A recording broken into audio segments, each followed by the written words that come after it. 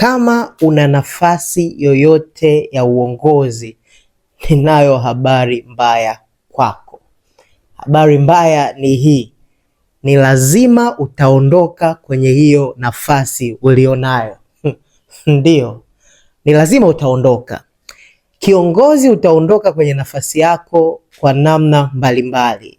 Ya kwanza, aidha kwa kifo au kwa kujiuzulu au kwa kuto kuchaguliwa tena kwenye hiyo nafasi au kwa kuondolewa na yule ambaye amekupa hiyo nafasi. Kwa hiyo kiongozi, wakati wowote unapaswa kuwa na mtazamo wa kujua kuwa hutodumu katika hiyo nafasi. Sasa kwa viongozi ambao ni waerevu, baada ya kujua hili, wakajua kwamba they are supposed kuifata hii kanuni ya uzalishaji, na hii imekuwa ikifanyika tangu zamani. Viongozi wote wazuri wamekuwa wakizalisha viongozi wengine.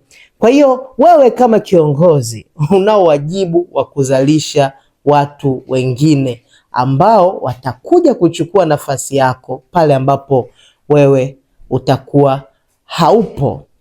A leader with no a successor, he or she is not a leader.